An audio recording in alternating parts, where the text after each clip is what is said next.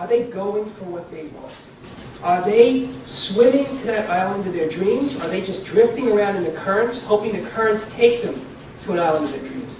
This is the difference. What I'm talking about is the active job search versus a passive job search.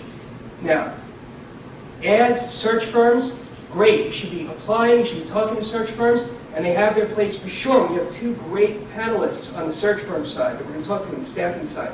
They're going to be answering mine and your questions. That said, you have to go beyond that as well. You've got to be leveraging your network. You've got to be contacting people directly who you don't know. If you know how to do it, actually you can get phenomenal response by going right to strangers. This is what we talk about when we say the active job search. If you just are waiting for things to come to you, remember, most people are doing that. They're waiting for the ad to show up. They're waiting for the recruiting firm to call. You're in that pool with everybody else is doing exactly the same thing. So do that, but then try to go beyond that as well. Second thing I do, I ask, how are they positioning themselves? Are they positioning themselves for the job they're going for, or for the job that they used to have or they currently have?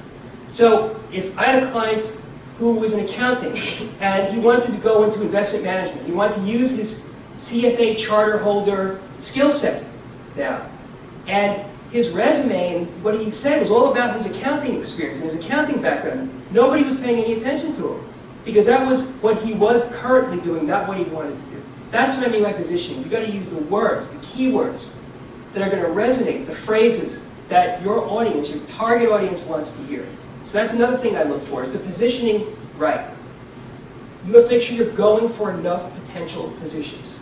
So sometimes clients say, I've had a couple of clients who come to me, Rob, there are no jobs. And I say, well, let's see what's going on. So one client who said this to me recently, we found out that he was targeting a few hedge funds in sort of a remote area of the country.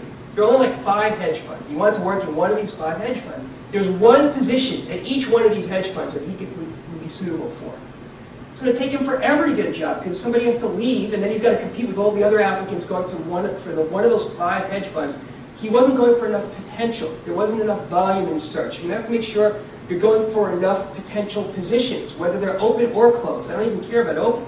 I'm just talking about enough potential in that market. Does that make sense to everybody? So a rule of thumb is 200 potential positions. Not open, just that exist, okay? Think about that, all right? You have to make sure. Now, why do I say 200? That means you're going to get a job quickly if you do everything else right.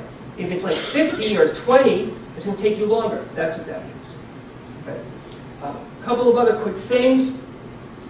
You want to make sure that you are targeted in your approach. So sometimes, and in fact often, clients will try to be all things to all people.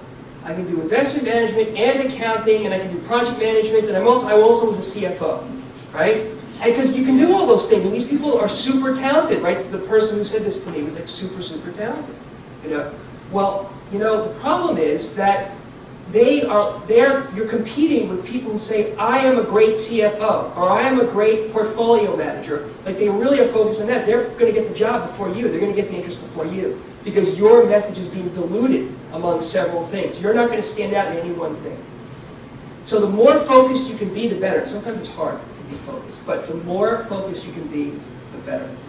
You've got to put enough time into your search. So I had a client who said, Rob, there are no jobs. I said, well, tell me about what you've been doing. What did you do yesterday? He said, well, I worked on my search for a couple of hours, and then we had company come over. I said, okay, how about the day before? He said, well, the day before I take my son to the doctor. So I really didn't get much done. Maybe I worked an hour. How about the day before that? Oh, the day before that I was sick, so I couldn't do anything at all. He wasn't looking. He was kidding himself. Right? So make sure you're spending enough time. Now, if you're not working 35 hours a week, it's your full-time job. You have to look for a job.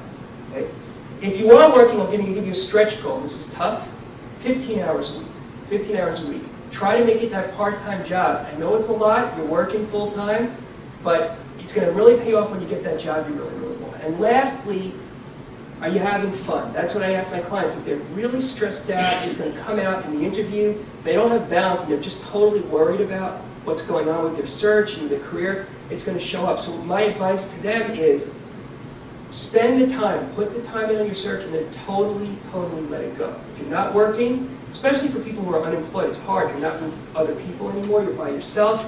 you're in this house, just making calls or doing emails. It's lonely, it's weird. Get at your desk, 9 o'clock, leave at 5, take a lunch, a couple of breaks, and then after 5 o'clock, do whatever you do to have fun. Spend time with your family, go to a movie, go to the gym, whatever it is. Have that balance. You're going to be a better interviewer for it if you do that. So that's all I want to share with you in a short amount of time. Now I want to turn it over to the panel and to these great questions. So